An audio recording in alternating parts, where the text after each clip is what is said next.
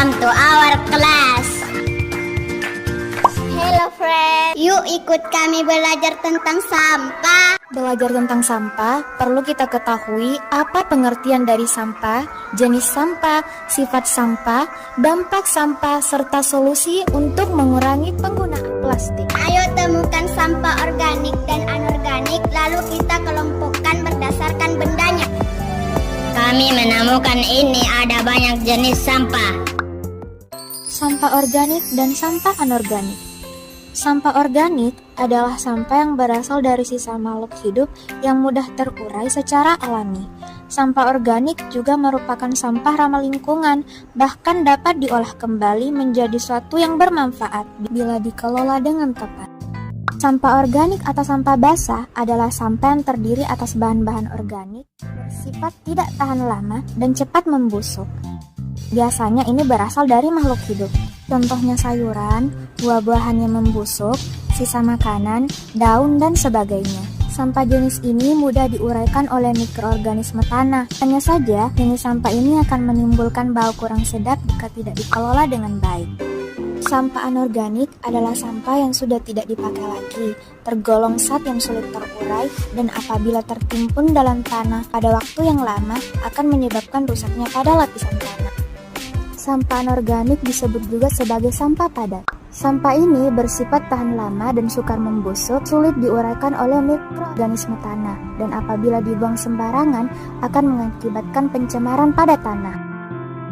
Contohnya, sampah berbahan dasar kaleng, kertas, kaca, dan plastik. Ternyata sampah juga memiliki manfaat walaupun terbilang banyak negatifnya, yaitu sebagai pupuk organik untuk tanaman, sebagai sumber humus, dapat didaur ulang menjadi berbagai jenis produk yang bermanfaat, dapat dijadikan sebagai bahan bakar alternatif, dan dapat dijadikan sebagai sumber listrik dengan terlebih dahulu mengubah sampah menjadi gas metana. Dampak sampah bagi lingkungan dan kesehatan. Sampah menjadi permasalahan sosial karena menimbulkan pencemaran air, udara, dan tanah. Selain itu, sampah yang berserakan dan menumpuk menjadi sumber kuman, bakteri, serta virus penyebab penyakit seperti diare sampai gangguan pernapasan.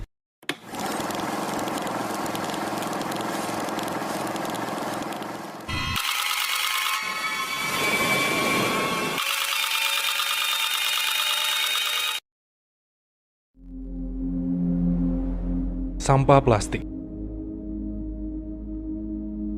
menjadi permasalahan lingkungan secara global dari masa ke masa. Materialnya yang membutuhkan waktu lama untuk terurai, membuat limbahnya kerap menumpuk berpuluh-puluh tahun serta mencemari lingkungan.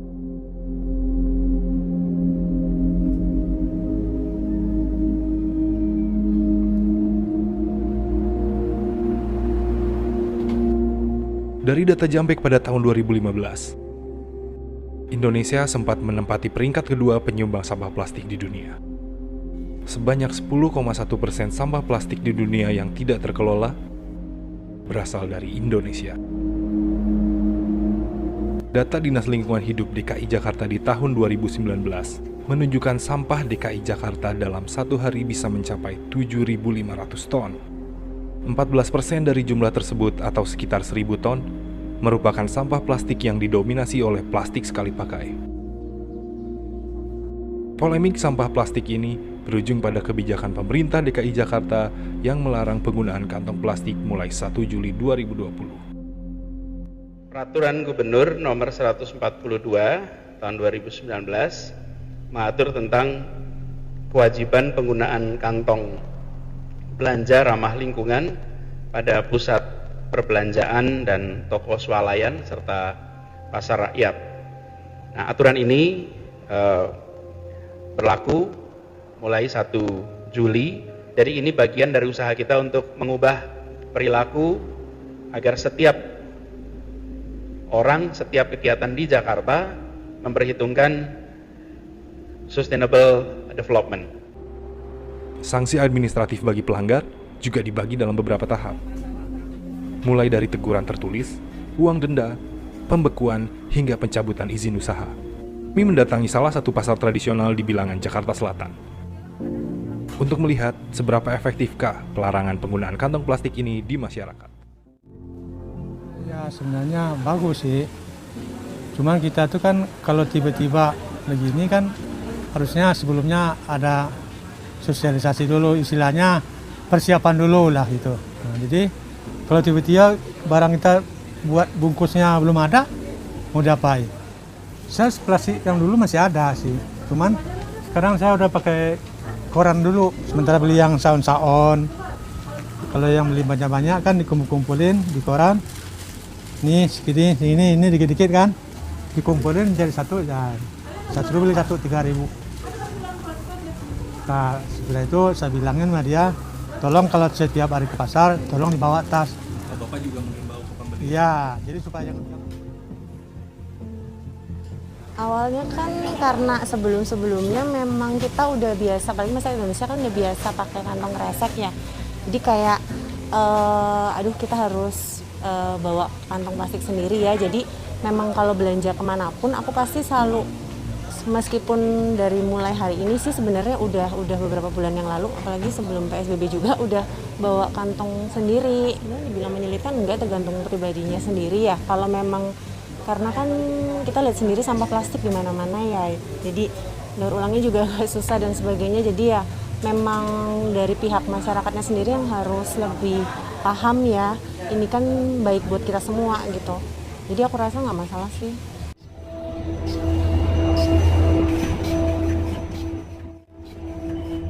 Di sisi lain, aturan ini juga berdampak pada pendapatan produsen plastik sampai ke pedagang plastik eceran. Dari segi penjualan sih menurun buat kantong-kantong. Efeknya jauh juga sih perbedaannya dari penjualan. Kesulitan nyari bahan selain plastik buat pedagang juga. Kesulitan bahan-bahan ini, kantong yang kayak begini. Ada sih sosialisasinya udah, cuman rakyatnya belum siap ya.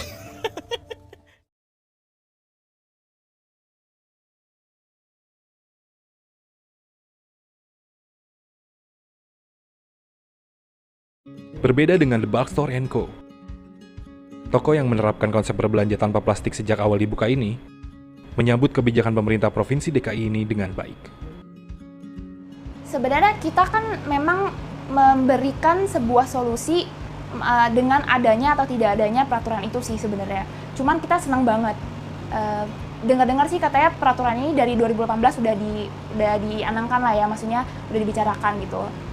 Kalau bisa lebih cepat ya pasti lebih bagus, karena yang namanya melarang penggunaan kantong plastik itu tuh nggak praktis banget buat kebanyakan orang. Jadi pasti butuh waktu yang sangat lama buat mereka adaptasi gitu. Mungkin mereka lupa, mungkin jadi nggak praktis banget sih untuk konsumen. Cuman harus mulai sih sedini mungkin. Dan untuk kita sendiri, kita memang dari awal itu udah tidak memakai kemasan single use plastik gitu ya.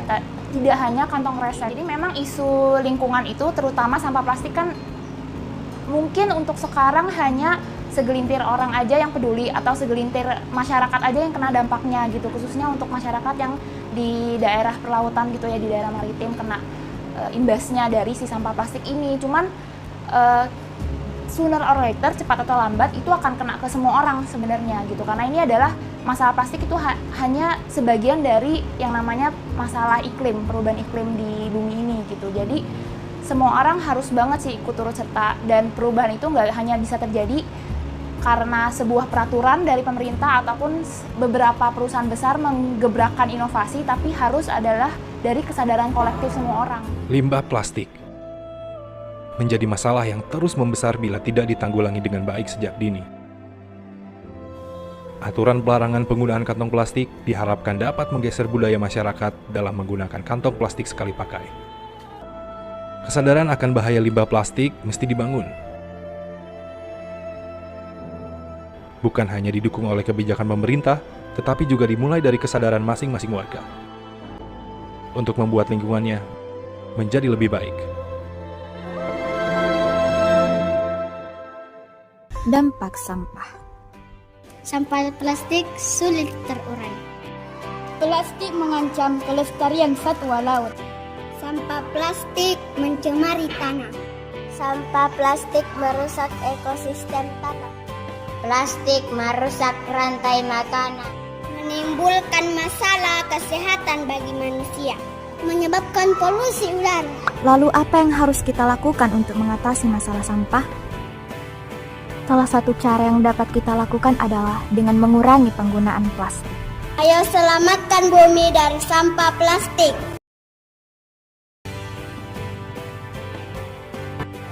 Cara mengurangi sampah plastik: berhenti memakai alat makan sekali pakai, menggunakan tas belanja pribadi, stop membeli air minum kemasan, berbelanja untuk jumlah besar, bawa box pribadi saat membeli daging, pilih roti yang dibungkus dengan paper bag, bawa kotak bekal pribadi untuk makanan take away, bawa tumbler saat ke kafe. Kreatif dengan memasak sendiri di rumah, membuat karya menggunakan bahan dasar sampah plastik.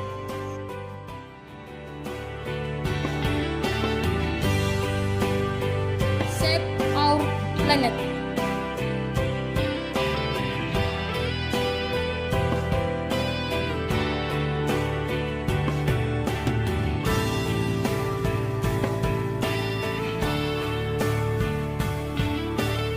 Save our planet.